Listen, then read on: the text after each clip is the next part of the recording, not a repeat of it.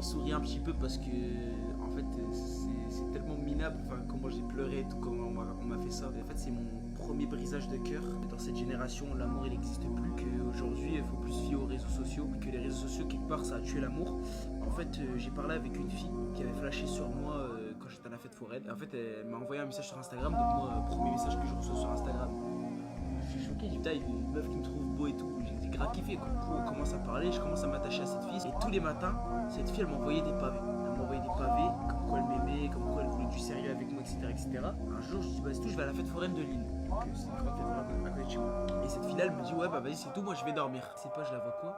Je la vois, elle, avec un autre mec. Je dis, Je dis, attends, elle m'a dit qu'elle dormait. Je dis, comment c'est possible, tu vois?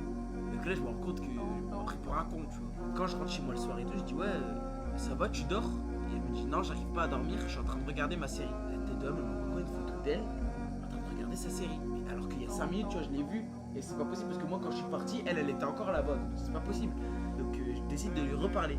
Et sauf que là, vraiment, elle m'appelle en message, elle m'envoyait plein de cœurs, elle m'envoyait plein de pavés. Et tous les matins, quand je me réveillais, je recevais des pavés.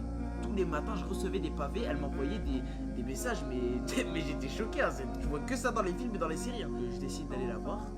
Et je lui parle en face à face en lui disant que je veux du sérieux. Donc elle me disait qu'elle voulait du sérieux et tout, donc on parlait d'avenir, on parlait de mariage, etc.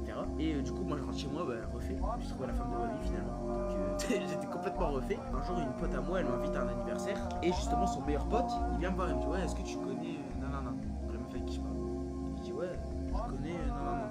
Et toi, est-ce que tu connais nanana? Elle me dit, oui, je connais très bien. Il me dit, tu te rappelles le soir où vous avez parlé de mariage, etc. Frérot, dans la voiture, on s'est embrassé.